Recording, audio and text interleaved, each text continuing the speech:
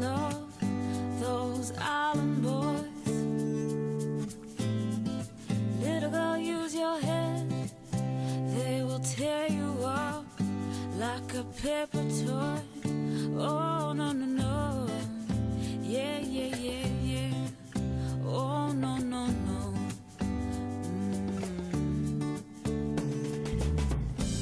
When they smile at you, darling, and wink, it's a lethal force that'll bring you down. Trying to get you tipsy like a drink. Love drunk girls. Hi, I'm Amanda. And I'm Rumbi. Welcome to It's Layered. We're in a long-distance friendship that started over 20 years ago when we were in high school. We'll be talking about all things life, love, family, anything and everything else under the sun. Delve deeper with us because in life, jinema layers. Stacked. So many, never playing. Mm-hmm. How are you? How are you? Oh my God, I'm good. How are you? Good. Such exciting news for all of y'all who follow any of us on any socials. Exciting news. Amanda's announced she's going to be a mama today. Yay! Hey! Okay. Hey, it's like the most scary and the most happy news at the same time. I can imagine, but you look so good. You're glowing. Thank you. I love the pump. Thank you. So cute. That's what we be excited about over here. I don't know about y'all. I know. Now we need to definitely be seeing each other. This needs to happen. Things need to be happening. Both show. Anyway. But it just gets me thinking, obviously when you're going to have my husband, for those who don't know, is German, so he's white. I'm obviously Black. So a very interracial relationship. And it's thinking, what are they going to look like? What curl pattern are they going to have? Which traits will they have? So it's very, very interesting, which makes us just think, and obviously this has been maybe a topic we've seemingly avoided, but we keep circling back to interracial relationships. Let's talk about it. Let's talk about it. If there's one thing with this topic, it is seriously layered. From you start thinking colonialism, you start thinking inferiority, superiority complexes, there is so much to it. So we're about to get into preferences or whatever people want to say. Or prejudice. When did you first realize that interracial relationships existed or were possible? I can't really say I have a moment where it jumped out. I think it was a distant family member married a white person, or hearing. Actually, I remember from my mom's side, my grandparents used to talk about a relative who married an Indian lady. And then for some reason, that's why our hair was good. I was like, bruh, they're not a direct bloodline of us. I don't know how this is linking. But Indian hair. Exactly. And then I remember just being I don't think that's it, y'all. But I think that is a distinct, in terms of a family context, that I remember the conversation happening. And then I think as I grew up in my young age, it was when you sort of saw, did Justin Timberlake date somebody Black? Those rumors they was dating Janet Jackson at some point? Little thing. It was just slowly drop. But for me personally, it seemed a bit far removed coming from Zimbabwe. We were a colonized country, and racism is very real. So sort of race marriages are not a common sight for from Zimbabwean to Zimbabwean. White, 1,000%, Black. 1,000%. And for you, when did it first dawn on you? I think it must have been media. I don't think it was a personal experience. Obviously, you see it on TV or an ad or something, and okay. Yeah. But at the same time, when I was in primary school, I did have a few white friends. So obviously, I knew you. It was subconscious. I knew the most you could be was friends. 1,000%. So like, I was like, I can come to your house in Kiki. You can come to my house in Kiki, but like, that's it. And even in coming to the houses, I felt like I always went to theirs. I don't know if it was just a preferred thing or they had a pool or something. There was a reason why it was always like, come to mine, come to mine. Yeah. But that also kind of really started playing on me that the most we can be is friends. But I think it became more in high school, definitely, like it became quite sure that you cannot, it's friendship. Only.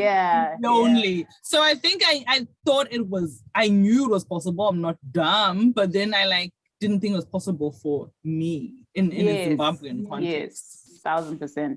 Yeah. And do you think it was then was it a positive or negative when you actually did see in media the interracial relationships happening? Was it a positive revelation for you that, it actually can happen? Because I totally relate to you about the friendship. I had like a bestie when we lived in Ghana, and he was a Jewish boy, and we were tight as thick as thieves.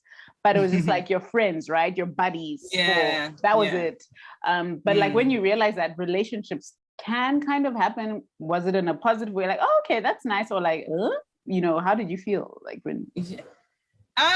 In Zim, definitely, I just thought, no, not here, not in this land. This land, our land also, of Zimbabwe. And also we had like land reform, which we've talked about numerous times, which was at the peak for Rumbi and I.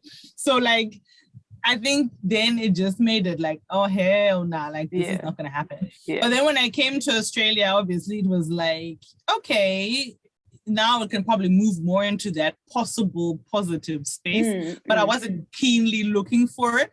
I was just like, well, the likelihood of me meeting my Chris Hemsworth is pretty high because there's white guys majority. You know what I mean? So I knew that I would like, obviously, even flying here, I think one of my aunts joked, just or something like that, but it's like, because obviously you're going to a white space, you're going to be exposed to white space, even if it comes to your dating. So, what about for you? Well, obviously I was like in love with Justin Timberlake. So when I heard that he may be dating Janet Jackson, I was like, okay, there's a chance for me to be with, and for me there's a chance for me to be with Justin Timberlake. It was not like there's a chance for me to be with someone from, it was very specific. You know, when you're young, like I was impressionable and like, oh my gosh, Justin is gonna be my man. But I think it was positive in that way. But similarly, I think it just felt so far removed in my immediate environment of being in Zim and then studying in South Africa. Because I'd seen it time and time again, friendships, it's just like, even if I had a crush on someone who was not my race, there was always that barrier type of thing, So I just knew it was not possible, which I always found quite like, but you can like me, but I'm not good enough. It's such a mind, like you're just how does this? It's like you're already it's like friend zoned from the jump, essentially. But then maybe they can say it's my preference, not prejudice. But in South Africa, do you reckon? Because South Africa is obviously widely known as a rainbow nation and very multicultural. That's a lie. Do you reckon it was like, when you were going there or when you were there, were you like still not possible? Or I think just I thought it could be possible. And then I studied at Rhodes University, and there's a lot of Rhodesia energy that still kind of pervades or like it still had a Zim feel towards it, like Zim, like as if you're back when it comes to white people back in Zim. Exactly 1,000%. But who was your first like in real life? I know I said Justin Timberlake, but like in real life crush who wasn't Black, and how did you navigate that, or how did it go? Well, at the time, I obviously thought it was something serious, but my brother had a friend who I would obviously fool around with towards the later years of high school. And I thought, okay, we're doing something. But obviously, he was probably just thinking, oh, this chick is here, whatever. Like, I don't think he was taking it seriously. But I obviously was like, this is my first like experience, and it seems to be like, he's going to marry me. Obviously, that's the way we think in that Zim context. But when I realized that like when I left, and obviously I was getting ready to leave Australia, I was like, okay, well, I'm obviously not going to continue this dalliance, so this is it. And I think I also realized, because he was also like, well, duh, this was never a thing. So then you realize, oh, okay, like it was almost like like a mistress kind of feeling, because you're like, oh, so were you just having fun? Meanwhile, I was thinking, this is serious. So almost like I think it was also an age thing, because it's a bit older. So I think he knew what it was, you know. Now when I look back, you know, it's just fooling around, hanging out, right? What they call the kids call hanging out, or friends with benefits, you know. But obviously, if to a kid who's like in high school, like towards the 17, 18, you're like thinking something serious is gonna come. I'm with you. Yeah. What about for you? For me, there was a guy, I was in 5th grade. We had just moved back to Zim, and like we were really good friends, and like I had a crush on him, and I had config guys. When I was young, I used to be like to boys, hey, I like you. What's it gonna be? I don't know where. That all changed, trust me. And it was just like, no, like it was like, no, we're friends type of thing. So that was like maybe like a first heartbreak, like crush heartbreak. So but I think it didn't stop me. Like even there was another guy I had a crush on, but he was a black guy, and I was still confident. Like I don't know where I had the balls, like who had, like where I was born with these balls from. But yeah, so that was interesting to be like, oh, it started, and then I started seeing the pattern, which is like, you're always the friend. Like even when we were in high school, you just always remained the friend in those contexts. That was my and it sucks when you're the friend, because sometimes you like read more into a situation, and someone's 1,000%. Just being friendly or flirty, or maybe they are stringing you along depending on the person. But it sucks because you're like, oh, did you see what he did? Telling your and then they're confiding you're like a nanity. Exactly. And then they're confiding in you, what, and you're just like, yo, it's strange. But yeah, it was very weird. It's a very weird the worst is when they confide in you about other girls, and you're like, and you're like, I don't need to do that. Please leave me. I don't want. Well, you so confidently spoke about your crush on Justin Timberlake. Yes. So obviously you definitely had like crushes, music, TV influence. Do you think media has also influenced who you're attracted to when they're not Black, like specifically not Black? Like what's hot, what's not, all those kind of things? I think so. I think because then how else would you...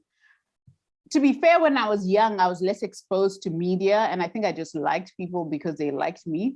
I was a bit of, maybe because I was like an awkward kid, and so like if I could make a friend, I was like, oh, someone sees me, you know what I mean?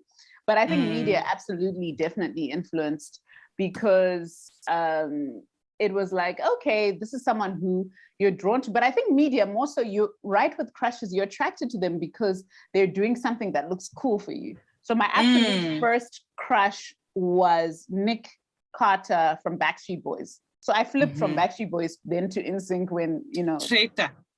Actually, I liked Justin Timberlake when he became a solo artist, not when he was in NSYNC, because he was too like that curly, I don't know what he was doing.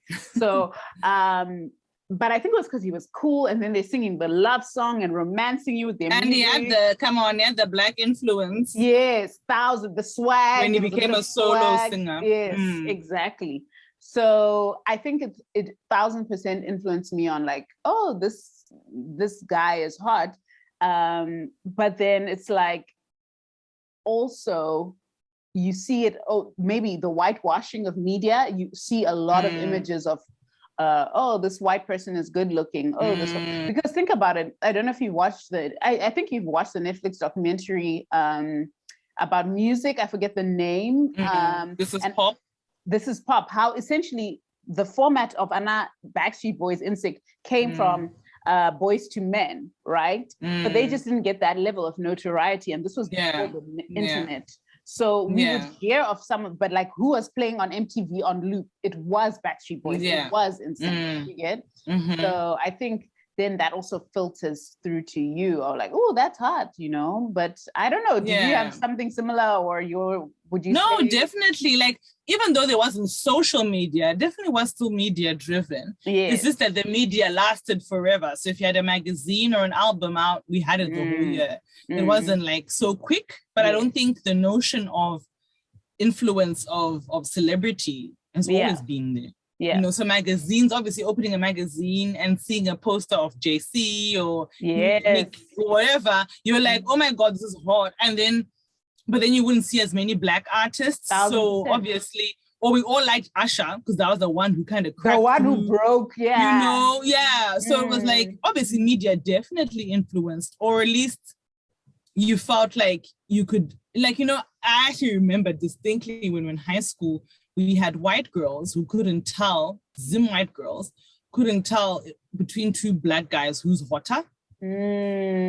But then we, as Black girls, we could definitely tell between two white guys. Yes. So it was always the opposite. And that's all. I'm not trying to excuse that. That's very problematic for the white chicks. But like, in a way, it's also influence. It's also exposure. It's also, so you do get to see, oh, Justin with curly hair. Oh, hell no. Justin with shorter hair. Yes, you become, discernment becomes the thing, racial discernment.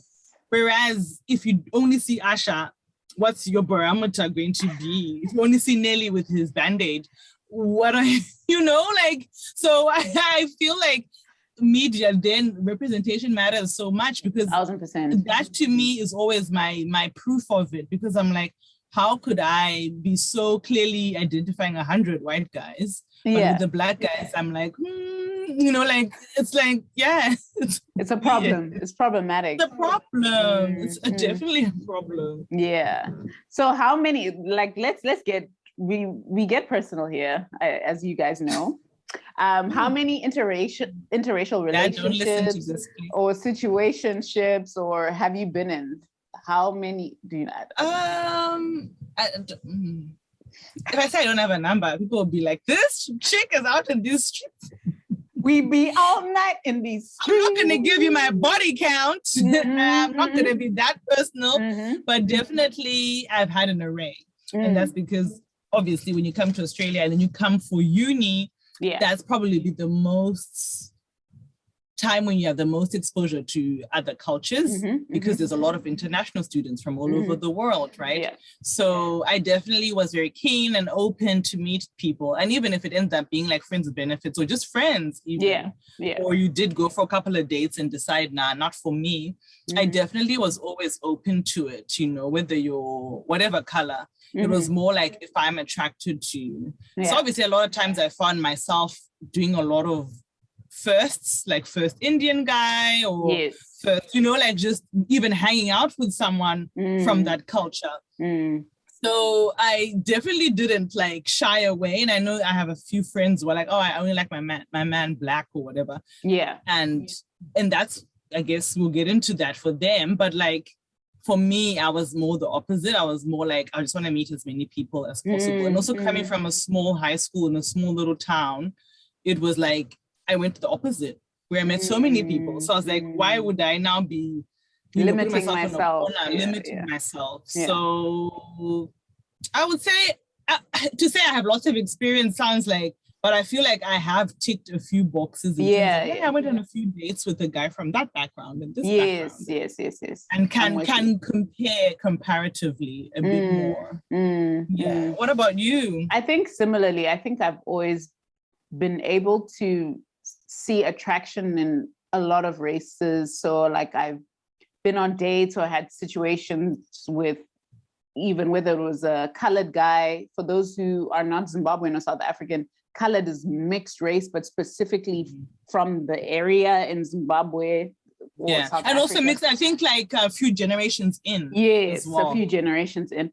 So I've been with colored person, I've been with South American, or like mixed race in like that, the first generation mixed, or white. So I have had experience Indian. I've had some people interested in me who were Indian. And as you say, for me, I've always been intrigued to think, like, what would it mean to be with someone like this? Like, how does that look? Like, I think I've always been able to see someone and be like, oh, they're attractive to me. Like, aside from just like, oh, because they don't look like me, they cannot be attractive. I've always just been like, whoo, you know, type of thing. And you've always been able to see past that. Yes, exactly. Or their personality, or so. Yeah, I think for me, it's always been a great thing. It's similar even to how I've approached my friendships in life. I've always been very much like, can I learn from somebody? Can they expose me to something that I'm not aware of? And I always love the idea of learning. So similar to how I approach friendships, like, can we connect on a human level? That's always been like my MO, I think. Yeah. So it's really, it's really it's great now for that me. you exactly. Well, I think it's a good way to be. People will have obviously different opinions, but you can only speak on your own experience. And if that works for you, then it works for you. Yeah, for sure. But you currently now being in an interracial relationship, what do you feel are like some of the judgments or assumptions attached, negative or positive?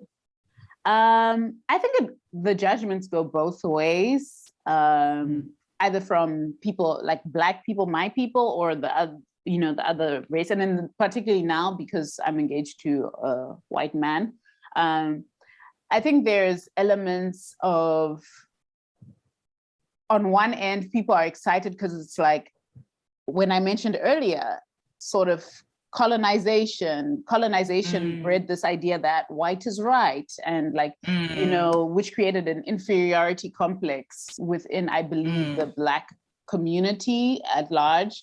We've spoken before about Black being at the bottom of the totem pole as a result. So it's like, oh, at least you got yourself a white boy, or coming on up.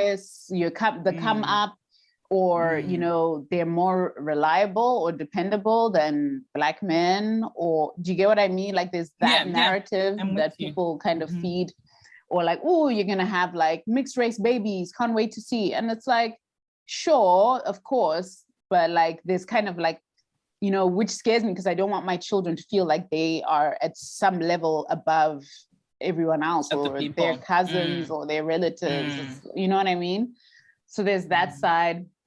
Then there's also, of course, we know the typical racial slurs, the looks, you get a lot of stares, kind of, how did you get into this space, especially if you like Black moving in white spaces, like, how did you get into these spaces? Like, maybe you're at a restaurant, it's like, oh, what are you doing here? Or kind of like the come ups too, like, you're a gold digger, that person is your sugar daddy. Girl, he must be like rich, so you're just in it for the money. The triggers. Yo, like, you're stating all the triggers. So many. I'm like painting the negative. We'll get to the positive, but like, for me, that's been a lot of the experience of like, it's not genuine, the relationship, and so on and so forth. You have to prove it.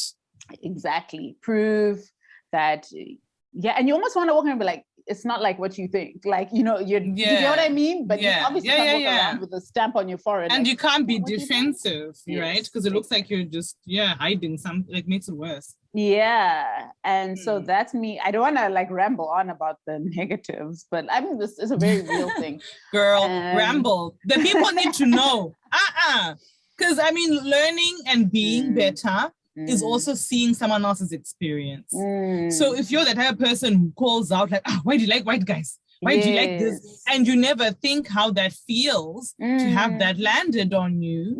We need to have these conversations, because then you can be like, anyway, think about it. Like, if you were me, how would you want to be received? Exactly. Because I agree with you that a lot of the judgments and assumptions, especially negative, depend on which spaces you're occupying. So if you're in a white space, it's going to be coming from that side. If you're in a Black space, it's going to be coming from. For me, I find it tends to be, and this might also be innate nature thing. If I'm in a white space, it's more stares and looks. In a Black space, it's more questions, like blatant. Why? Tell me why. Like, I've been out clubbing with myself, and like literally you're going to the bath, some dude will catch your eye, a black guy, and like literally see you. And then like as you're getting out of the bathroom, we'll literally be like, why do you like white guys? And you're like, oh, hello, who are you? Thank you. Like, and so it's like, I guess people are more vocal. The comfort level feels a bit higher. But then with white guys, with white people, it's more like they just stare at thinking in the back of their minds. And then the stares and the glares, and then you get once in a while you get the confident Karens of the world who ask you how you got him. Because obviously if he's a good-looking man, then it's like, well, he's good-looking, he's tall, he's got dark coloring. How did you get this? Nab him, So, and that's when you realize again, as you said, the totem. Because obviously this chick sees herself as higher than me. Yes. So then she should be getting higher than me. Yes.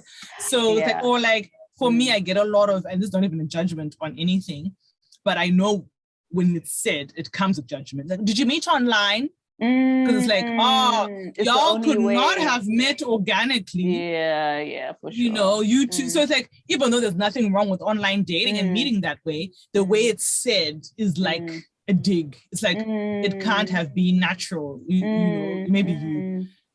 Like, no, 1,000%. And I think I get, like, I've had so many experiences where, like, with my current partner, my fiance is like, oh, you're dating. Oh yeah, where's he from? And then when people find out that he is Czech, the face drops, or kind of like or like, how did you meet? Or, and then even when announcing the engagement and whatever, or the assumption that you're with him for papers, like for residency. No, of course, and I'm like, y'all, I'm working and I have my own way of being, and I came by myself, you know what I mean? But there's that level of like judgment too. And when you say, like you're saying, when you say you met online, it's kind of like, oh yeah, that explains it. And it's like, okay, sure, I don't know. It's just, there are so many things you juggle and it's underhanded. And also you see how when you are in white spaces alone, you're treated. But then when you're in white spaces with him, you are kind of like exempted. There's an elevation. You see that. And then, it's kind of saddening. And it's like, or for example, when I announced my engagement online, and I found like there was a bit of a over enthusiasm for some that came across from former schoolmates, like who are white, on like me getting engaged to a white boy, because it's like, is it like them thinking I'm more like them and less black? I don't know what it is, but like that really has a very like sour taste feeling, undertone. And I'm like, yo, I'm black and blackety black. Like don't get it twisted. Then on the black side, it's like you're a traitor. Like why? I had some relatives saying, hey, we don't want white. Like, why are you with a white? Like all those slurs. And you're just like, seriously? But we could go on about the negative. What are some of the positive judgment? Can a judgment be positive? Anyway, what are some of the positive experiences you felt like being in an interracial relationship? Well, I think all the judgment, all the negative is more external. And then when it comes to all the positive things, it's more internal. Things only I and my husband would know. Finding out about his culture and him finding out about mine, and opening your brains to other ideas and experiences. Like, I didn't grow up with snow for Christmas. Like for me, snow Christmas, then go no Coca-Cola ad, during Christmas time. Always Coca-Cola, no Santa Claus. Like, oh, okay. North Pole was like a Home Alone thing where you just see another little blonde kid living life in this upstate New York apartment, mansion, and enjoying Christmas time with the snow. So obviously, unless you're going on holiday, but it wasn't like Christmas is equal to snow. You know what I mean? Yes. So obviously now when you're like learning a new culture, and like for Masal, Christmas is equal to snow. Like, it has to be cold. It has to be mulled wine and Christmas markets.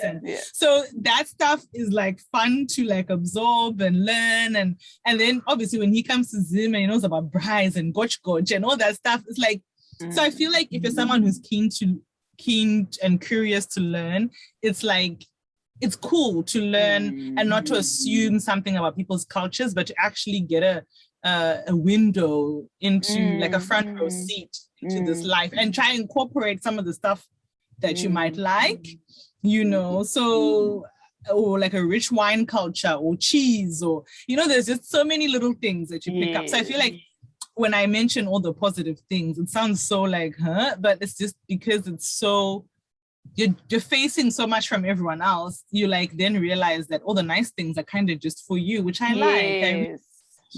I can't think of something that's like external where I'm like, hey, I'm definitely glad. Because all the things probably sound stereotypical. You can get domestic violence in interracial relationships. 1000%. You can get cheating, cheaters, lying. You can get, and I think that's the assumption as well that some people have, that when you're in an interracial relationship, you're having a softer life in some ways. But it's like, nah, if he's a dog, doesn't matter if he's blue, white, or green, he will do whatever. Yeah.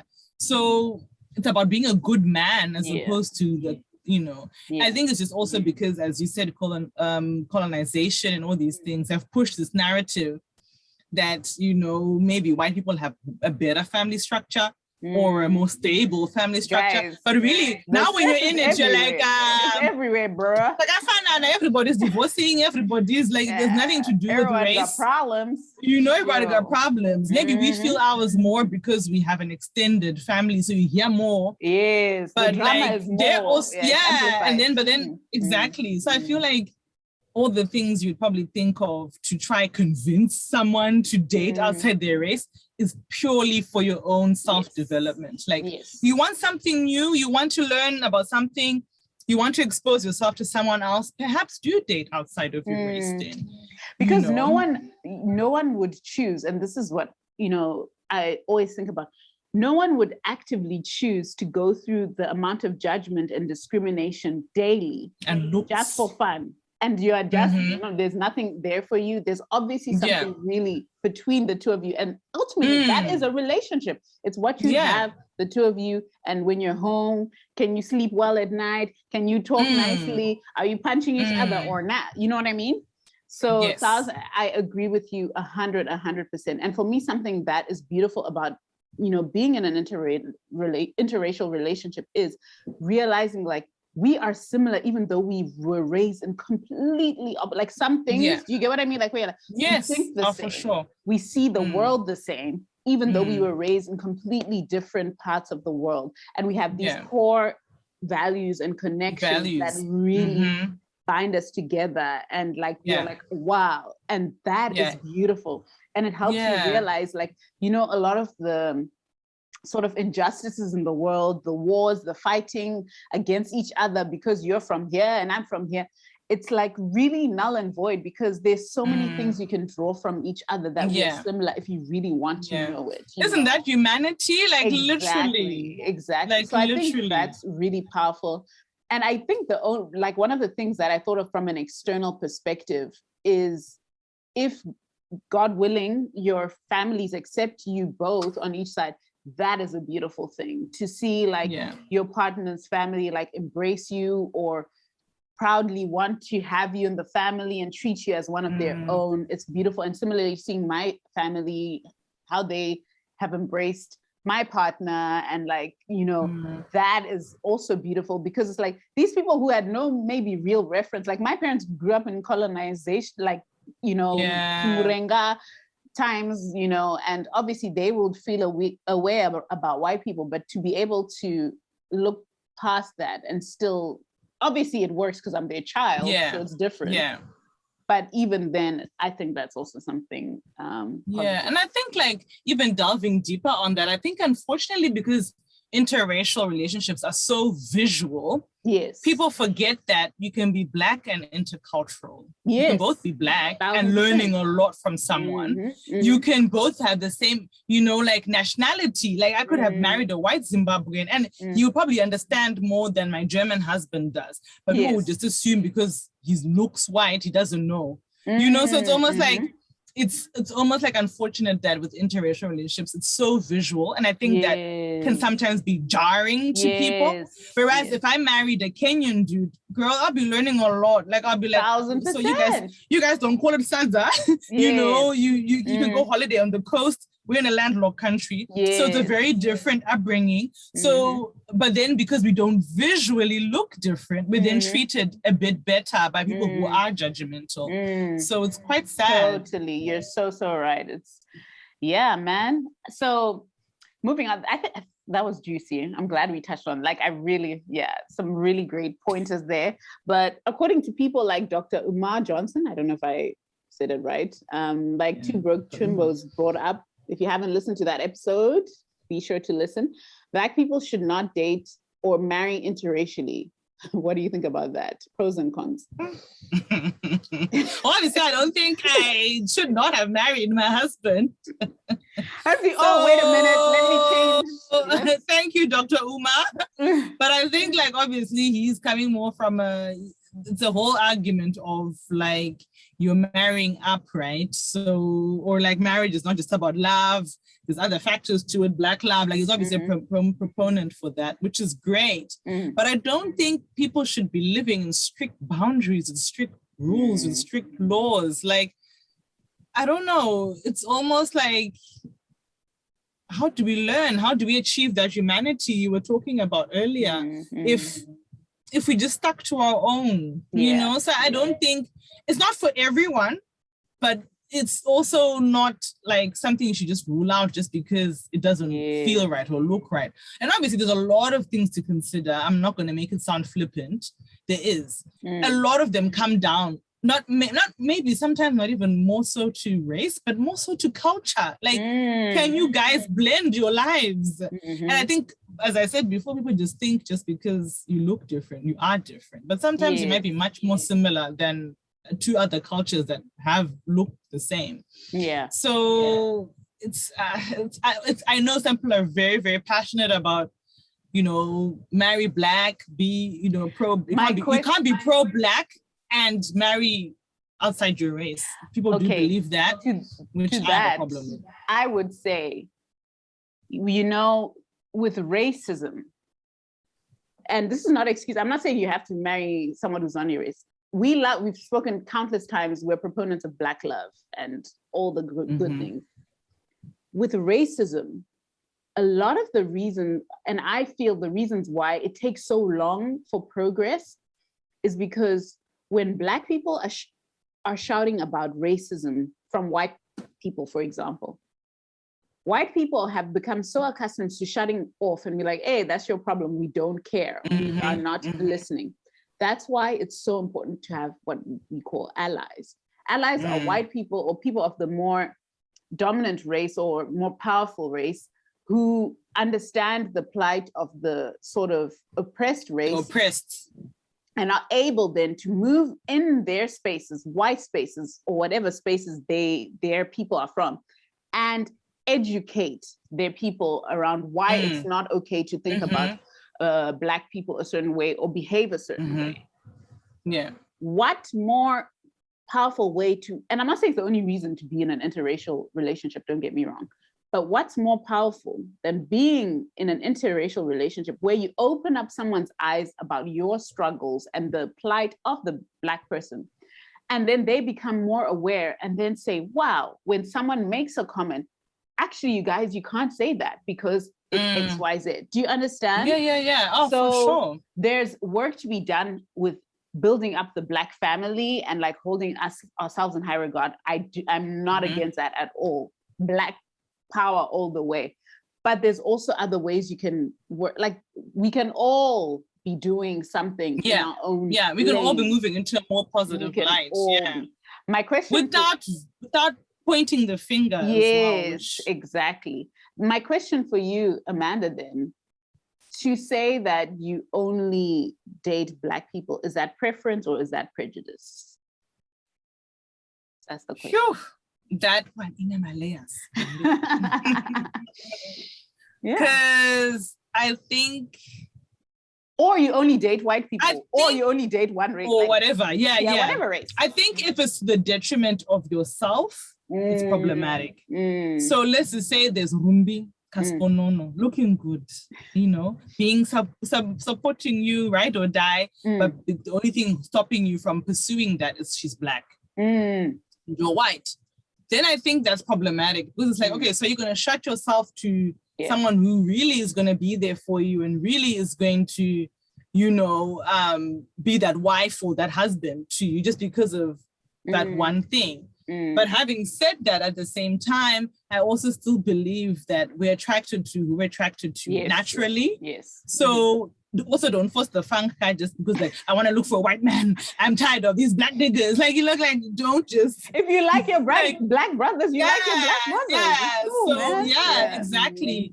So I think it just depends on what you are getting out of it. If you know you're blocking yourself to love and light just because of, then don't be stupid, don't be silly. But, you know, also at the same time, don't seek it because you think it's going to be a certain way because you might be very surprised. Although stress might be very real. Yes, because it's not easy. Intercultural, interracial is not easy. At all. So you then have to outweigh the good versus the bad. How does he make you feel? Or she make you feel? You know, is this gonna be something that's long term? Can you withstand the pressure of people looking at you all the time and judging you? A really good movie Can you ignore it? A really good movie that I remember watching when I was younger was Something New with Sanaa Lathan and Simon Baker. Is that his name? Yes. Yes. And she was very much a proponent of Black love, like finding a Black man and, you know, whatever. And I won't spoil that, but like watching that, it's also like question yourself, like your intent. Like it's always, even me being in an interracial relationship, I have questioned and had to question myself, like, what's my intent? What is behind this? And being honest, it's not comfortable and it's not great, like at all.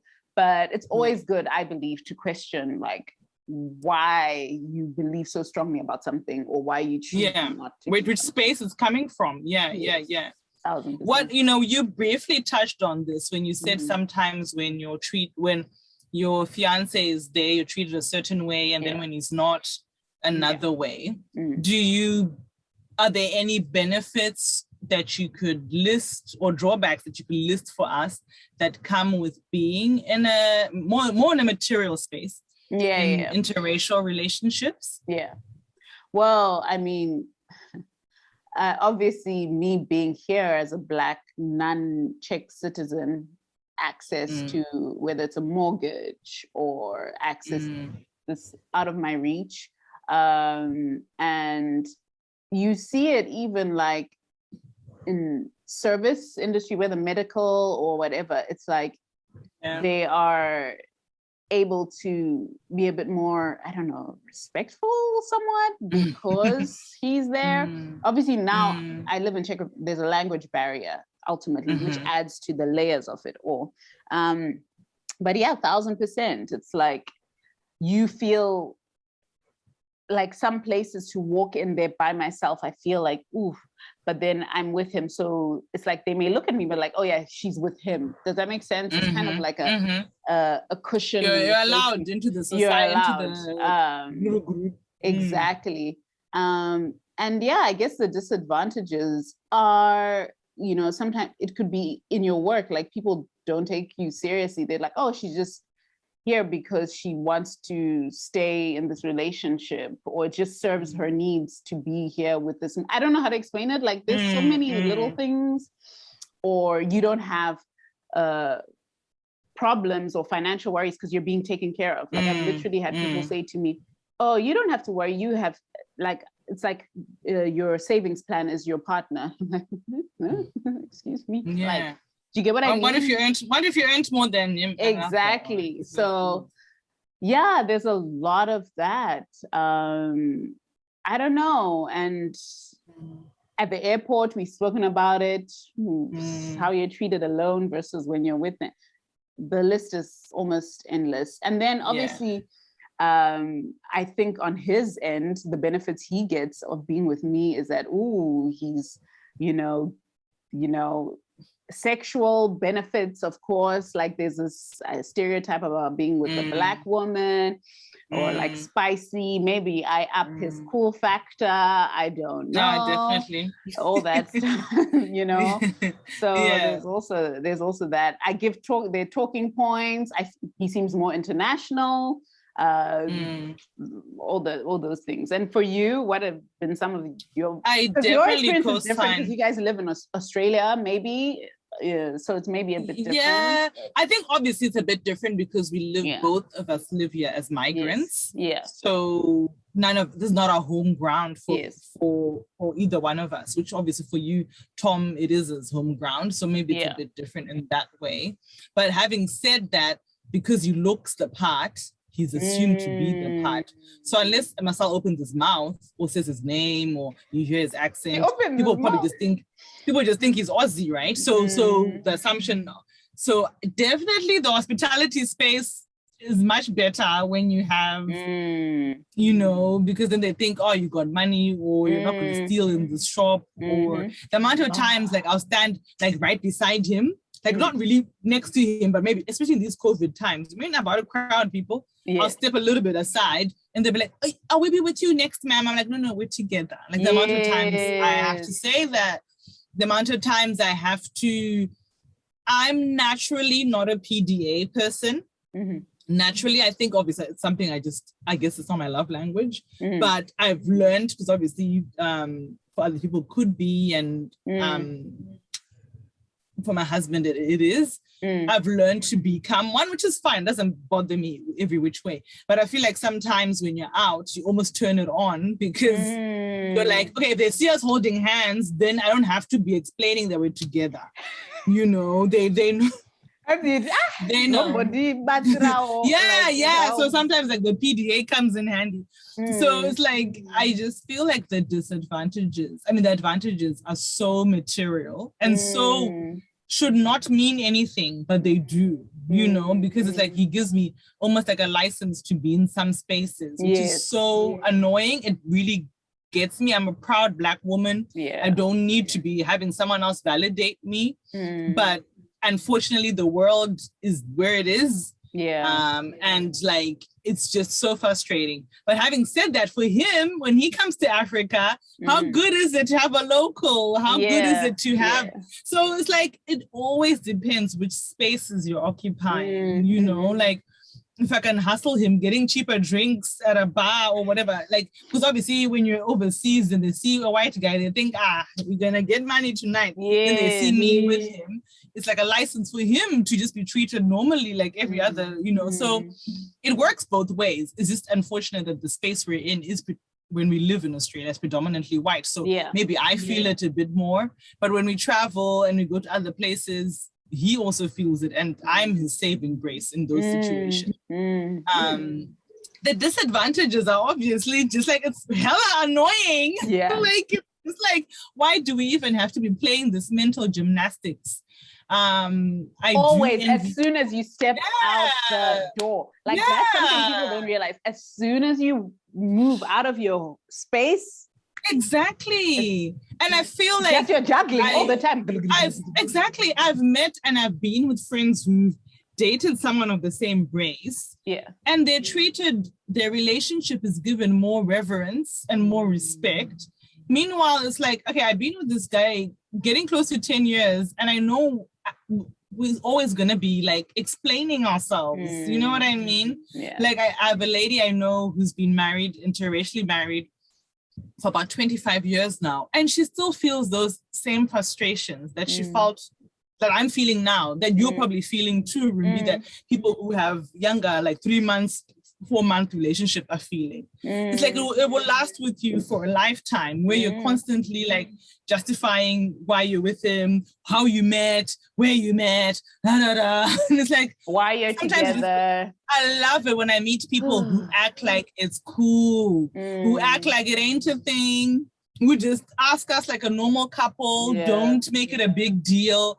When I meet someone and they give me that kind of energy, the relief, it's like, but then don't you think, Amanda, though, but we still do it, like I find myself catching myself, like if I see an interracial, I'm like, I look, now it's more out of excitement, like, hey, someone else. But like, you know, like we do it. I think it's a human thing where it's innate, in nature, it's like, oh, I wonder how that happened, because, you know, so there is also that interest, and I get it. The fascination, but there's a difference. Yeah, there's a difference. I'm okay with that kind of like, oh, but I'm not okay with like, oh, but why her? Or like, how did he choose? Why did he choose you? Or how? I've had a lot of experience with that, like just being like, but why her? Or like the energy of like, but you should, you know what I mean? And that is what really, and I feel like fascination happens organically. Yes. So as you said, when you see a couple, you think, your face probably shows that, like,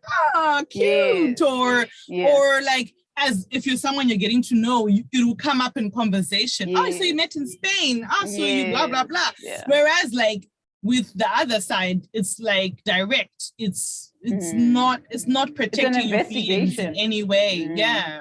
For sure. Probing. It really is probing. Yeah. But then how do you think, because you know you're gonna be a mama today. It's still wild to me that Amanda's going to be a mom. I was telling her the other day, like, I still feel like a 15-year-old. What are we doing having children and getting married? Like, what I know I'm going to be someone's whole mother. Can you believe guys? Yo, but yeah, how do you think biracial children deal with coming from an interracial relationship, like being of two cultures in essence? This one's, I cannot pretend to know what that will feel like. I can only speak from an observation point of view, because it's quite sad actually that sometimes I even question myself that there'll be a level of my kids' experience that I'll never be able to really understand. You know, we've talked about the family episode. Me and Rimbi both feel very misunderstood by our families. But at the end of the day, there's some stuff they just get without saying. And I think there will be some stuff I won't get, you know, like, and it's a bit sad that I'm gonna always be like you talked about allyship. I'm always gonna be trying and, you know, doing the best I can, but it will not be the same. You know, they would have to meet another biracial person to get those little. But having said that, I think it's just a matter of, like you said, you said it before, that you don't want your kids to be elevated when they're in a Black space and then seen as a bit below when they're in a white space. So I think it's going to be having to balance that, maybe with their self-confidence, maybe with where they come from, being proud of being German and Zimbabwean and Australian. And it's going to be a hard juggle for sure. But I think nowadays we're getting more and more resources. There's plenty of biracial people out in the world who are sharing their experiences. And it's up to me to just do that research and try to do the best I can, because I don't know, like, how does it feel? Like, are you Black? Are you white? Like, and we were having this conversation with my partner, like, about how when we will eventually, God willing, have children, it's like in the world and the spaces that we will occupy, I will be seen as a little lower than my children. My children are going to be seen a little lower than their father. Than him. And I was like, that in itself is just so heartbreaking and crazy to think about that. And for me, it brings up feelings of like, then what kind of a mother will I be?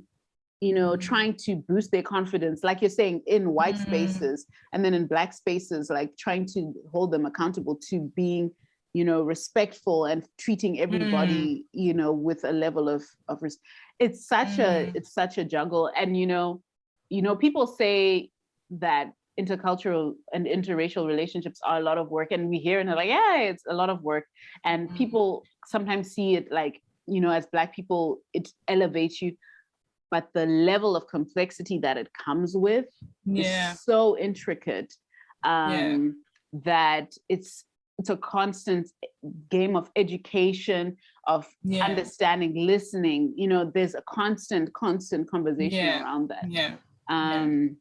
So yeah, it's and a some lot. people do what you're saying. Some people do use it as a status symbol. Let's not lie. Yeah. Some people, hey, my white guy is digging this for me, or like, you know, they will do that. They'll play it up. But I do think those people are outliers. Majority of people who have met who are in interracial relationships just want to be treated like every other couple. Yeah. So I think kids will probably be the same. Maybe there will be some kids who are like, you know, I'm special because I got this when they're in the black space or white space, whatever. But I think majority of biracial kids just want to be treated normal. And then I can only imagine how it feels to be in your home and not see someone who looks like you. Yeah. Like, you know, it even makes me think of transracial adoption. And there's like so many things where it's like, it's actually a complex issue. Like, how important is it to see someone? You know what I mean? And that's the question I think I'm always going to have. And I don't know if you've ever be like trying to create a safe space. I don't know if you ever heard, like, you know, especially Black people talk about, you know, mixed race children have an identity issue. And I remember, like, also our Zim peeps say this with a lot of ignorant, like the delivery is very like ignorant how they say it. But I think there holds to it some truth. It's like you have to form that identity for them because it is a layered experience for them too. So there's a lot of sensitivity that will have to go into that. And I'm not a parent, so I don't know yet. Amanda, I'll be asking you when. Girl, I don't know yet either. The first few years will just be about the boob, thankfully. Yeah. So, you know, that sort of thing. Gonna be a journey, I'm sure. But I also think, like, it depends, again, which space you're occupying. Because if you're biracial in Zim, Paneka elevation, people are like, oh, I'm a Karadi. But then it's also like, you have to be the colorism right type again. of Karadi. Colorism. Yeah, you have to be the right type. Then in America, it's straight up, you're Black. Yes. You know, whereas we have a distinction. Then you go to places like South Africa where there's generations of colors, like, you know, so it's like they now have their own identity within that too. Yeah. So it's almost like I wonder, like, how worldly your kid has to be, because if they're in America, they're Black, but if they're here, they're... So it is very complex, very, very complex. How do you think family and culture, we keep talking about culture, play a role in interracial relationships, like the influence of? Well, I think exposure to, obviously, family make comments, and I think it's like any other relationship, but there's an added layer of like whether or not family will support you. That's one thing to bear in mind. How will they treat your partner? How will they relate to you as the partner? It's a very, I think, crucial thing. And it's really hard. It's already hard when you're in a relationship and family does not accept you. Now you want to add the different race, different culture, and it becomes a whole lot of like complicated. But truly, like, the support of family is important, because I think it also trickles down to when you eventually have children. Like, it's also going to impact that. And also, like, how you grew up. Did you grow up being told Black is the only way to go? Then maybe that's why you have a preference, or like this need to only be with Black. Or do you get what I mean? So all those things, it's like you're juggling all those things. I don't know what you think, you know. Yeah, no, I definitely think that. And I even have some friends who are guys who are like, I can't marry out of my race because I'm the first son. So there's also that as well. Like, does that actually matter if the oldest matriarch in the family is not, you know, African or Zimbabwean in this context? So it's like, layers, because it's not so simple. Then it's like you're dealing with, sometimes I feel personally, and I've observed this, parents can be happy for you, but you always wonder if they're a little bit disappointed. Yeah. I'm with you. You always wonder if they're a little bit protective. Like, you know, you should have found someone from here. Because I think they foresee the issues. They see, they know parenthood. They know, they foresee the issues that already arise in marriage normally, and they're now adding the complexity of. So I think sometimes they also come from a protective space, by the hesitancy is from we're trying to save you future heartbreak. But it's important that families are open and that they're willing, and that you also have to understand from both sides, it's a learning curve. So there's going to be mistakes made, assumptions made. You're like unlearning all these things. Yeah.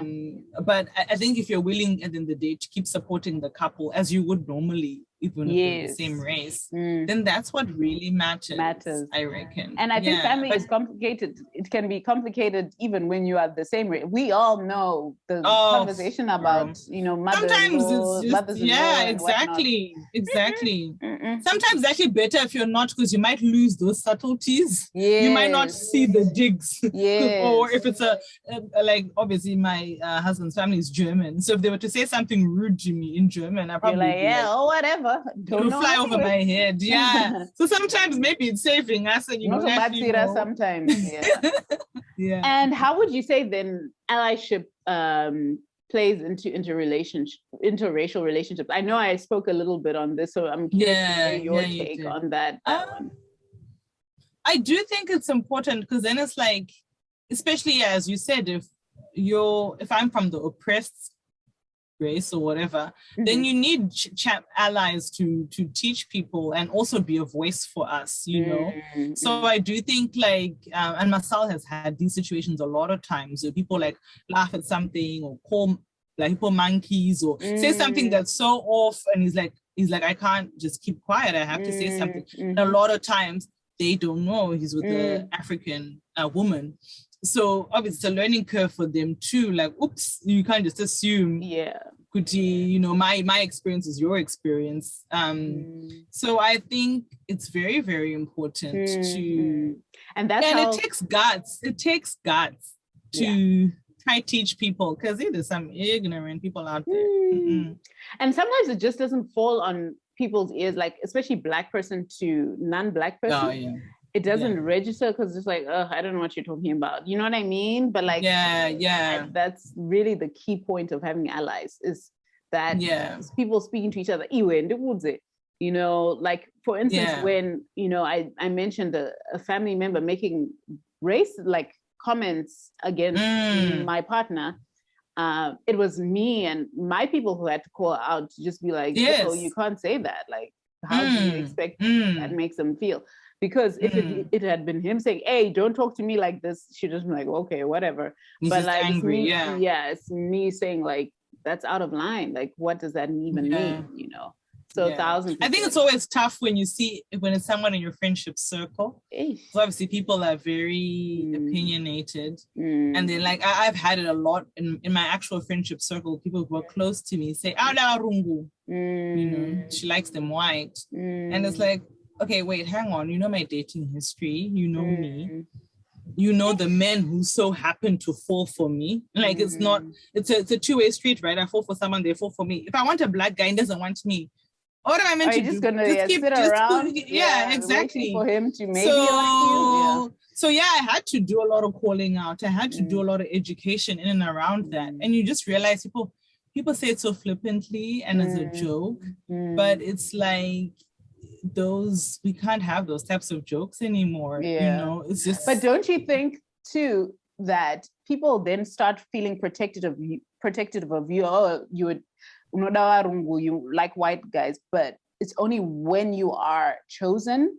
But before that, you were single, and people. No Black guy was checking for you. And that's the irony of it. It's like, I find like as Black people get defensive about Black people being in interracial relationships only when they have been chosen, but when they were single and maybe trying to date Black men or Black people, it was just like no one was checking for you. Or do you get what I mean? And that protectiveness is like, are you gonna marry me then? Like, what exactly. It's so weird. I've even seen it with white guys. Like, if it tends to be, well, not tends to be, but sometimes it can be that African guys here will like a bigger white girl. And then they'll be like, one, let's take her, one of those like, one. And it's like, Really? How can you, like, pretty much like, oh, because you deem her as unattractive, it's okay for her to go to other races. But then had that been someone who's hot, it's a problem. So it's like, it also has those kind of layers as well, where it's like, some people, it's okay because they're not cool enough to be part of our, but then for some, why are you stepping up to her? So it's super weird. Yeah, it's very twisted. Remember, you and I can go on and on about this because obviously, and we're personally invested, which makes it even worse when it comes to the opinions. And people also say, Makafuri Rana. Oh my God. The amount of times Rumbi and I have discussed her impending Rora and thinking when we get photos with her and Tom and me and Marcel, that people really will be commenting. They already Meanwhile, we fell in love. We fell in love naturally with whoever we fell in love with. So happens to be. But like literally, it's something that, again, as we said before, you have to prepare yourself mentally for these things because you know it's going to happen. Anyway, people be like, it makes me weak. Like we went on a shopping catalog, like, okay, you pick that one, I'm going to pick this one. Or, you know what I mean? Like, I don't know, like it's so annoying. And the thing is, as I've said, you cannot walk around defending like, hey, yo, it's not like that. No. You don't walk around doing that, but it's very annoying. I'll say that. Like, I would say if you want to be in an interracial relationship, please come with thick skin. Yeah, you have to. Because you have to. There's no other way to survive. And also, for me, it's also comments like that. And this is me now speaking to my Black community. It also belittles the partner, the non-Black partner, when you say things like that, and it's very like demeaning of someone else. Like that's an actual whole human being that has feelings, has emotions, has intellect. I'm not with someone who's stupid. I'm not with someone who's like ignorant. Like this is someone who has their own brain, is open-minded, has their own thought process, and for them to narrow it down like you just influence each other to just like, I'm just going to pick and choose. That's really demeaning to someone's being. And that is a human with feelings who chose me out of his feelings and whom I chose out of my feelings and respect. And through conversation, like, I think people don't think you have these conversations about race, culture, with your partner. Or they think that we're just going to let it fly. But it's like, no, it actually hurts. 1,000% have these conversations constantly. Like, it's not like you do it like one time before, okay, let's go. Nah, it's constant. You question yourself all the time about it. Because you're like, and then funny, oh my gosh, now you just find me up. What I was about to say. Also, another assumption I freaking hate, now that we're talking to the community directly, is when people do that whole, you can boss him around. Like, that's kind of mean you're strong, you can boss this guy. Like, as if he's some willy-nilly white guy who has no mind of his own. No backbone, no, like, okay, you might see me and think I'm the more vocal one. But in no way is this relationship like different to any other one-way dynamic. We all know relationships are power dynamics. So whatever dynamic we have is probably common to any other couple. So this whole assumption that I can do what I want, you can get what you want because I'm bossing him around. And you would never think that if it was a Black man, really. Because people have this assumption that when you're able to convey your feelings or communicate and say, please do this, I do not like that, it means someone is weaker in the relationship. Because we come from a patriarchal society where communication is seemingly supposed to be one way. It's always. Like, it's like, that's not it. It's just we communicate. It's just different. Yeah. And it's collaborative as opposed to you just do this and I just do it. 1,000%. Yo, can you just we could go on. We could go on. But as we wrap this up, because we really could go on, what takeaway would you want people to leave with from our conversation when it comes to interracial relationships? Like, what is the thing? Why did we even do this? Were we just using this as a platform to air our grievances? To vent. I was renting therapy session. How about you? Nah, I think like for me, I want people to take a moment to consider how it feels. You know, Rumbi just announced that obviously I'm about to have a baby at some point. Hey. And like one thing that women hate, especially women over 30, is being asked, when are you gonna have kids? When are you gonna do this? When are you gonna, like, people being up in your uterus? So also sometimes be mindful of yourself when you do that with other couples, interracial, same-sex couples, whatever the thing. If it's something different to your normal, maybe consider that, you know, they want to be treated with some compassion, that they want to be treated normally, that they, if you have questions and curiosity, let it come up in a natural way. Don't be FBI investigator up in this piece, like Detective Ningi, like, no. Like, so I think people just need to take a moment, practice some grace, and really question themselves, like, you know, is this, if I were in this person's shoes, how would I want to be received? Yes, you know? And I think that should always apply in our normal lives, but more so, race is such a hot topic. So trust me, you are the billionth person who's asked me this question. You know what I mean? Like, don't think you're coming with a unique perspective. Like, if someone's already been with someone for more than a year, trust they've been through the thick of it from strangers. So if you're like coming in as a friend or coming in as an acquaintance, don't add to that stress, please. Just let it go. Yeah, it's different. Yeah, it looks different to what you probably, but reserve some of your curiosity. Keep just discernment, please. Yeah. Sure.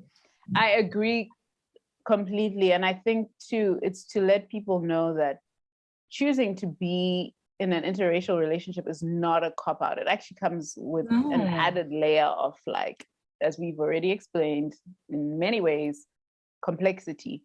And there are humans involved in that, and there's a human element in that. And I think there's beauty in relationships, period, however they come, and the color, the shape, the form. But it's just to understand there are humans, and to not negate people's experience, to not negate people's minds, their discernment, their understanding, like, and ultimately people choose to be in relationships because whatever all the other complexities surrounding the relationship is still worthwhile. There's still something beautiful and true and honest in it that makes it worthwhile to it. So I think that's what I would say. And it's just like, it's okay for you to not always fully understand it, but at least try to, or give people grace, you know, in that. And stop with the microaggressions, please. There's racial microaggressions, but there's also microaggressions with, like, why are you with them? Why are you just stop. You know, we want people to stop them when it's like in a racial context at work or whatever, but people also do it in like interracial relationship space. I don't have to justify why I'm with someone to like end of sentence. Like, why? It is what it is.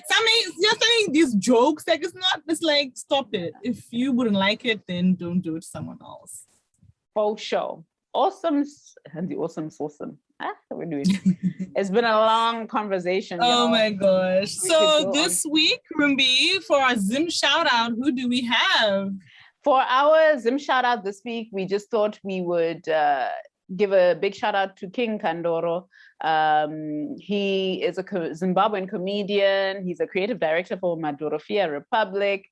He recently put out a special, comedic special, The Prodigal Son, which is available, I think, on his Patreon. And basically, I really much respect to him. He had a podcast, that's in the morning podcast, which, you know, we are fans of too.